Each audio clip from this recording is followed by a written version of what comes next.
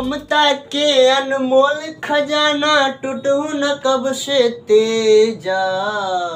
धड़केला हरदम बेटा खातिर माई के करेजा। धड़केला हरदम बेटा खातिर माई के करेजा। ममता के अनमोल खजाना टूटू न कब से तेजा। धड़केला हरदम बेटा खातिर माई के करेजा।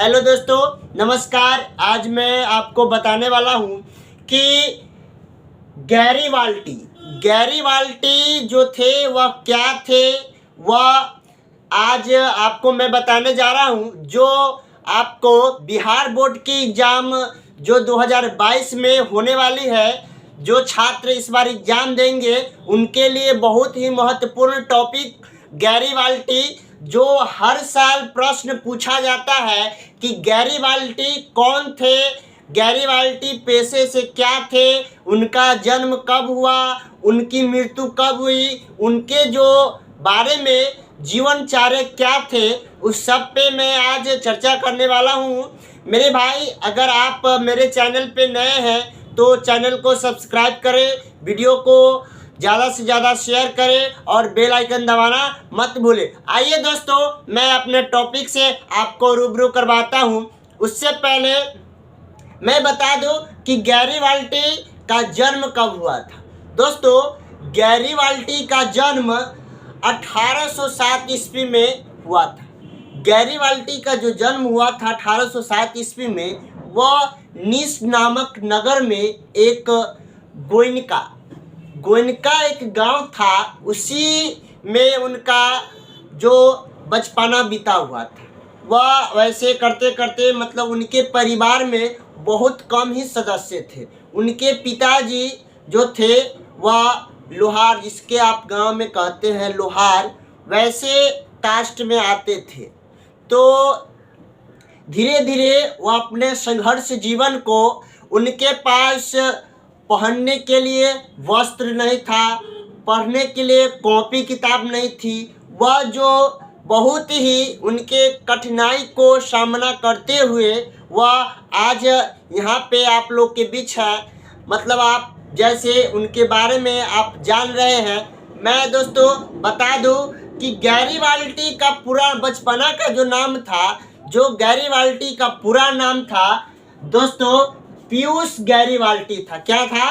पीयूष गैरीवाल्टी उनका पूरा नाम था। दोस्तों, उनका जन्म 1807 ईस्वी में हुआ था। कब हुआ था दोस्तों?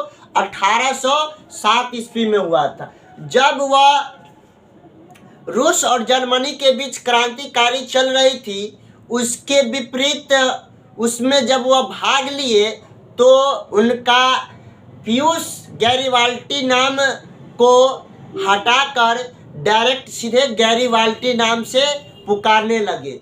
उनकी माँ जो पीयूषम थी, उन्हीं के नाम से उनके बचपना नाम को जोड़ा गया था कि गैरीवाल्टी का पूरा नाम पीयूष गैरीवाल्टी होगा। लेकिन जब से उनका उम्र 12 वर्ष की हुई तो क्रांतिकारी में जब वह भाग लेने लगे तो धीरे धीरे जितने भी महान व्यक्ति थे, जैसे मेजनी, अरस्तु, ऐसे बहुत सारे व्यक्ति थे, उनको इनके नाम लेकर पुकारने में थोड़ी कठिनाई होती थी। इसके कारण पीयूष को हटाकर डायरेक्ट गैरीवाल्टी नाम से पुकारा जाता था। आइए दोस्तों, गैरीवाल्टी जो था वह पेशे से नाविक था। मतलब जो उनका पेशा था, जैसे कोई काम करने का तरीका होता है, कोई काम करने का पेशा होता है। जैसे दूसरे व्यक्ति है, किसी का पेशा है राजमिस्त्री का पेशा है, मतलब कोई घर बनाता है, कोई किसी तरह से लकड़ी का कोई सामान बनाता है। उसी प्रकार से इनका पेशा था नाविक चलाना, मतलब नाव चलाना। तथा मेजनी के विचारों, क्या कहते हैं दोस्तों, मेजनी के विचारों का क्या था? समर्थन करता था। मतलब उसके जो बात था उनको यह मानता था, उनको आदर भाव देता था। परंतु बाद में काबूल के प्रभाव से, मतलब काबूल दूसरे जो देश के थे, इटली के जो काउंट काउंट काबूर थे, उनको शॉर्ट नाम में काबूर कहा जाता है। काबूर के प्रभाव में आकर संवैधानिक मतलब उनके जो विचार था उच्च विचार था, संवैधानिक राजतंत्र का समर्थन बन गए। जो बाद में कुछ ही दिन के बाद मेजनी को पियूस गैरिबाल्डी को राजतंत्र का एक उपाधि प्राप्त हो गई।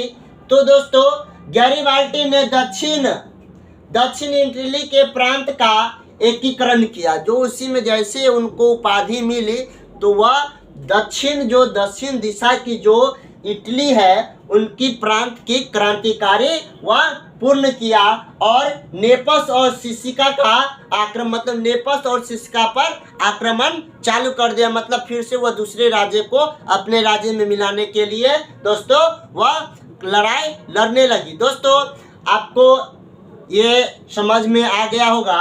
आप स्क्रीनशॉट लेना चाहते हैं तो ले लीजिए। दोस्तों यह प्रश्न जो है आपको एग्जाम में पूछेगा ही पूछेगा।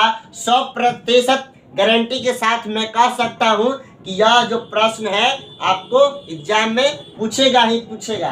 कहेगा दोस्तों आपको ऑब्जेक्टिव प्रश्न पूछ सकता है कि मेजनी पेशे से क्या था। तो दोस्तों नाविक था। क्या था? नाविक था। पेशे से वह जो था नाविक था। दोस्तों आशा करता हूं कि आपको भाई का जो वीडियो है आपको समझ में आता होगा, पढ़ाया हुआ आपको समझ में आया होगा। मैं आपसे आशा करता हूं आज की क्लास को मैं यहीं पे ख़त्म करता हूं। जय हिंद, जय भारत। अगर दोस्तों आप मेरे चैनल पे नए हैं तो मेरे चैनल को लाइक करें, सब्सक्राइब करें और दोस्तों के साथ शेयर करें।